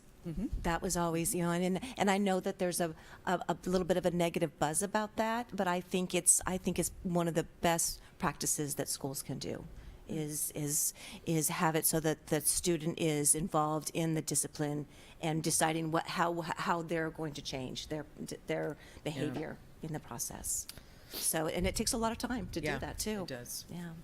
I think my last comment on the discipline report is that it starts at the primary school, and they're already doing the calm down corridor. They're already helping kids identify their feelings and what you can do with those feelings, and how you can have healthy alternatives to when you get angry. So that starts in the primary school. We have a wonderful calm down area at the elementary school, and so it's constantly just identifying what are those triggers and how do I work with those triggers in a healthy way. That starts early, before it even gets up here. Right. Thank you, everybody. Thank you very much, Mary. Appreciate that. Okay, item 11E is the written report on parent trainings for the 22-23 school year. I will also remind you that this is a written report this evening. Is there any public comment on this agenda item? No? Okay. Trustees, questions, comments? So my quick comment is this looks great, and I would love to have dates once they come out. Yes. Yeah. Yes. And I know that that's all to be determined. So Yeah. So thank you for that's great. scheduling these. Absolutely. I would concur as well. Anybody else? Laura, Maria, Yeah. Carolyn? Just appreciative. Yes, please. Were the parents informed of the stats on the rising suicidal thoughts in our students? Were the parents, say that again, Carolyn, I'm sorry, I missed it. Were the parents informed of the statistics this year of the growing rates of suicidal thoughts in St. Helena High School students? We had presented it at a board meeting with our Healthy Kids survey in reference to the stats on that to our board members. So a report went out. We're having a suicide prevention parent training, matter of fact, this month. And we've been doing a lot of training with students. So I want to give a big shout out to Roxana Plancarte, who is putting a lot of this together for us. But we have been trying to get that information out, and we will continue to get that information out. And do I know these are parent, this is parent engagement, but even though it is for parents, if students want to join with their parents, obviously it's not just just want to make sure. So that's the other thing too, that students should know that and parents should know that if they want to bring their student, they're welcome to come as well. So. Certainly. Okay. Absolutely. Great. And I know that Roxana currently has been getting into the classrooms to talk about suicide prevention, signs and symptoms, and what you can do. Thank you. Anybody else have questions? No? Okay. All right. Thank you very much. I just wanted to, I know that the board meeting where we did talk about the Healthy Kids Survey, it was I noticed the stats on the YouTube video of that board meeting were pretty high. So we had a lot of viewership of that board meeting. Thank you. Thank you, Maria. Okay, item 12A is the contract over $25,000 for October 22. Mrs. Andy Stubbs, getting ready to usher it home. And here I go. We have two contracts for the board to consider for approval this evening. The first is with Crusader Fence Company in the amount of just under $33,000, and this would be to repair some fencing and add a gate along the softball field line. However, the neighbor has agreed to split the cost with us because part of the reason we need to do this is because the neighbor's tree fell on the fence. And then the second contract would be a replacement contract with Mid-Valley IT. The board may recall last year we entered into two agreements with Mid-Valley, one for approximately $11,300 a month, and that was to provide support during a time when we had a vacancy in the department, and also to provide off-site network backup. And then we had a small rolling contract of kind of a retainer of $5,000 for special projects. And so this contract actually replaces both of those. And so we will only then be paying $5,400 a month, and that would be for no more than 5 months because we still need a little bit more time with them for some off-site support and also for help with special projects, most notably preparing the technical scope and budgets for some projects that we have coming up, the paging systems, and then our clock system and security systems. And so once we've got that work done, then we can end this contract with them, and then we'll just be looking at a $450 a month for off-site network backup only. And so with that, I would ask the board to approve the two contracts over $25,000. Thank you. Is there any public comment on this agenda item? There's no public comment. Okay. Trustees, any questions about this agenda item? I had questions, but you answered them in that presentation, so thank you very much. Yeah, and I just want to say that it's I'm really appreciative of their flexibility the last couple of years with their contracts. That's really been helpful for us. They are very interested in working with the school district, and we can terminate at any time with a 30-day notice. And obviously, you've been happy with what they've been providing for us. Very happy, yes. Okay, great. Okay, thank you. Nothing else, trustees? Okay, great. Is there a motion to approve the contracts over $25,000 as presented? I'll make a motion to approve the contracts over $25,000. Is there a second? I'll second. Ms. Madrigal will conduct a roll call vote, please. Ms. Wagner? Aye. Trustee Simon? Aye. Trustee Haug? Aye. Trustee Kerr? Aye. President Pelosi? Aye. Motion carries. Okay, we're going to move on to 13, which is human resources. Actually, I think Mr. Heller is closer to bringing it home than you, Ms. Stubbs. I apologize. Okay, item 13A is consideration of approval for the second revised certificated substitute salary schedule for the 2022-23 school year. Mr. Heller. That is I. Thank you. I only have one item actually in this category, so she will bring it home. Oh, okay. Anyway, good evening. The board may recall at the beginning of the school year in August, we approved an increase in compensation in our certificated daily and long-term substitute rate. Knowing that substitutes throughout the nation and the state, and particularly in Napa Valley, have decreased significantly since COVID-19. It's difficult to find qualified and certificated subs for our classrooms.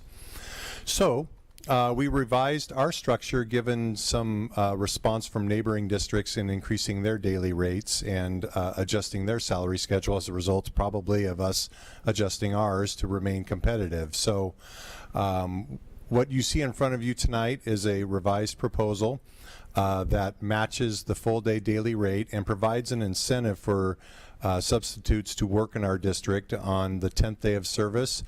You can see actually the flat rate would be $250 a day, which is a $30 increase. And then on the 10th day of service, it would increase to $260. On the 20th day of service, $270, up to the 30th day and beyond to $280 a day. What I am proposing for the board to consider is that we honor the service that substitutes have done since the start of school in calculating their days of service, but not going back and paying them retroly with the new rate, just honoring the days of service that they've provided already for the purposes of calculating their new rate.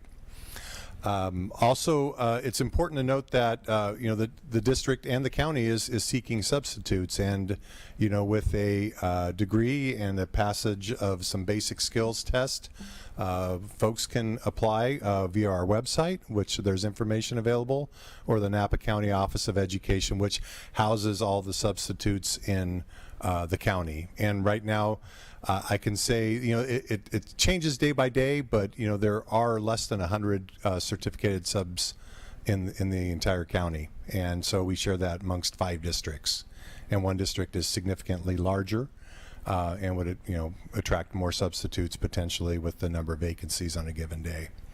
So I would ask that the governing board approve this new rate, which would be effective tomorrow in the compensation level.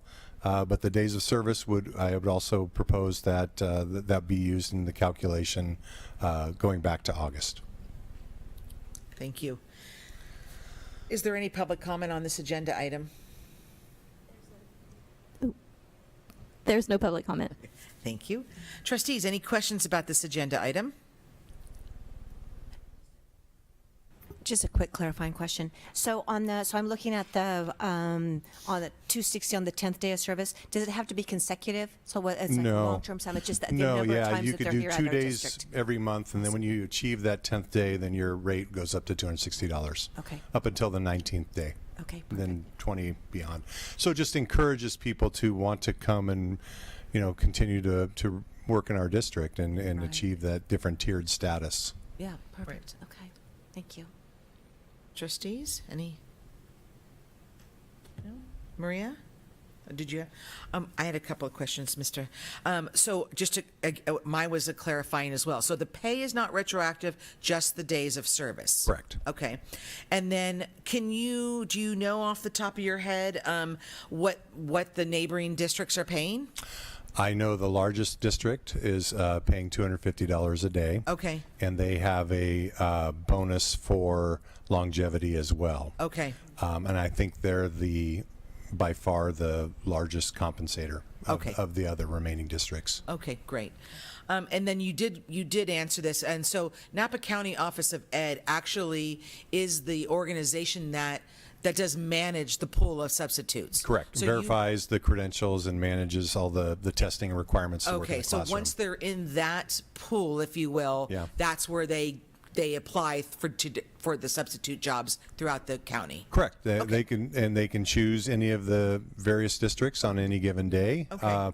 We tend to attract kind of the same substitutes that we have for the past number of years, kind of the core 6 or 7 that have daily work, I would say. But we would like to expand that pool to be a little more robust. Okay, great. Thank you. I have a question. So you're saying that the largest district in the valley is at the same price that we are? Correct. $250. So if we're wanting to expand our pool, and with gas prices being where they are, if substitute teachers have to travel a longer distance to get here, just for something for us to think about, not to answer, but do we need to offer more because of gas prices when that person could stay in Napa and substitute in Napa? save some money. That was a consideration in this proposal. At a certain point, it does kind of become an arms race a little bit too, and Yeah.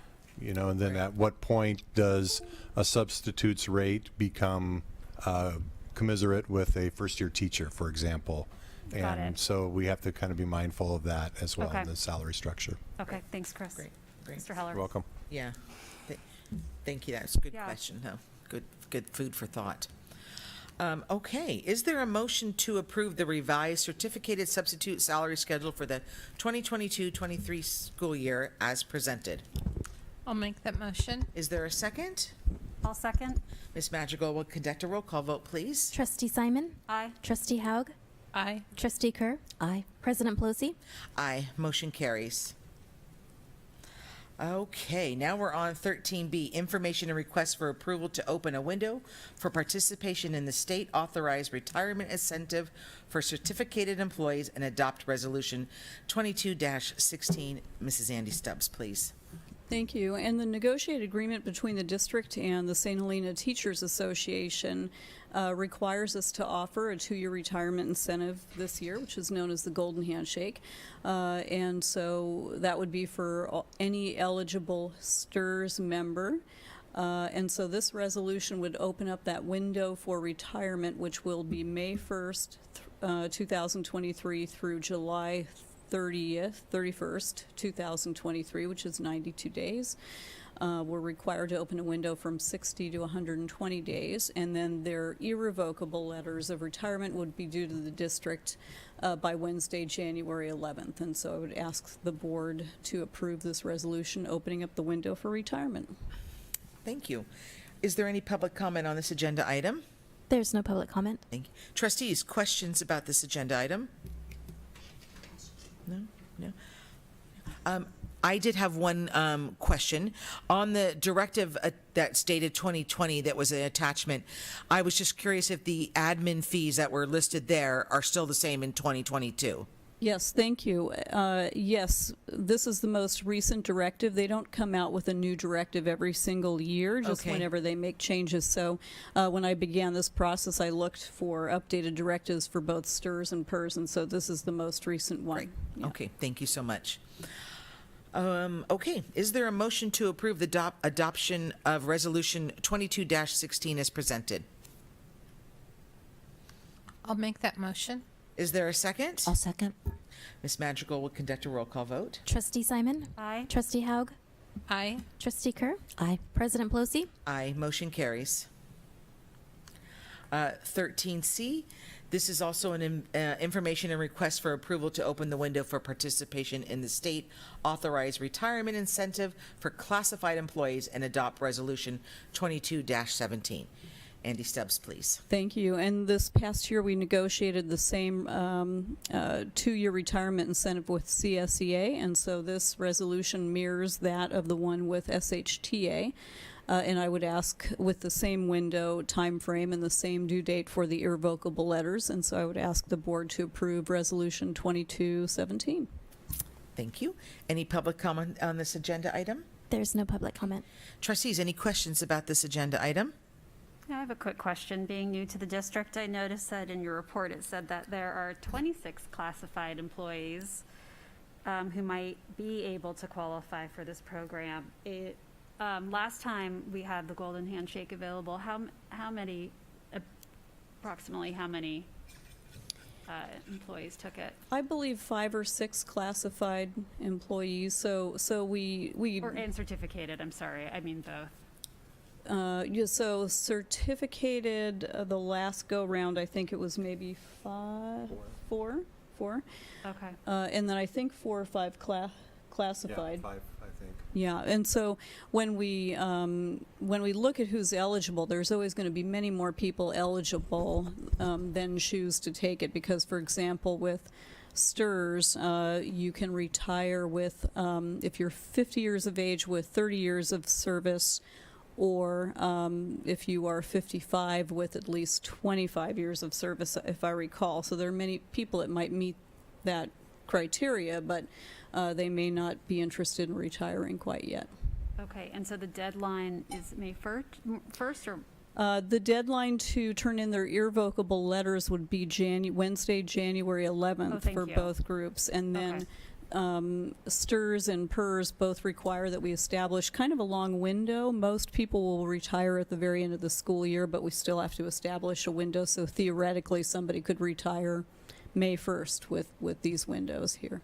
So we may not be notified until May 1st. No, we would have to be January. notified by January 11th. So they Okay. have to turn in their letters stating that they're going to retire sometime within that window. So we will know by January 11th who's going to be retiring.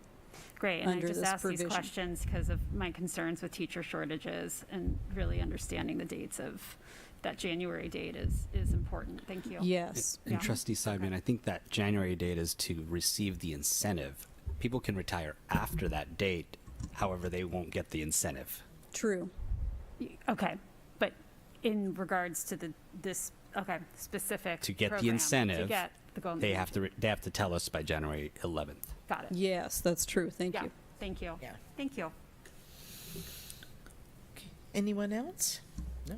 Okay. Is there a motion to approve the adoption of Resolution 22-17 as presented? Motion to approve. Is there a second? I'll second.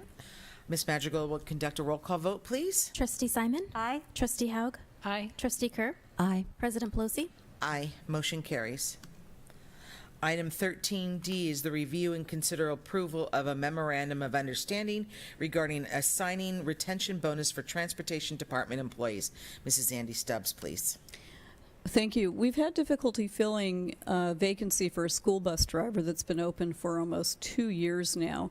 And so many districts will offer kind of a recruitment retention bonus, ranging anywhere from $2,500 all the way up to $10,000 that I've seen in one particular district. And so to support our recruitment and retention efforts, we've negotiated with CSEA an MOU that provides for a one-time bonus of $5,000 for school bus drivers that come to us untrained and $6,000 if they come to us trained. And then the one-time bonus is paid out incrementally so that they're receiving a little bit up front, and then with more months of service, then they get a little bit more of it. And so we negotiated this with CSEA. They have approved it, and we would ask the board to approve it as well. A final note regarding budget. We can cover the costs of providing the signing bonus, which would also be offered retroactively to our 2 current employees, using our current budget for transportation, because we have saved money by truncating our routes. We built a budget when our program first began with 3 full bus routes, and now we have truncated it down to 2 full bus routes and plus some van travel. And so we're seeing some savings there. Also, we had budgeted to have Michael's Transportation provide us with a driver this year when it seemed we'd be unable to fill that vacancy.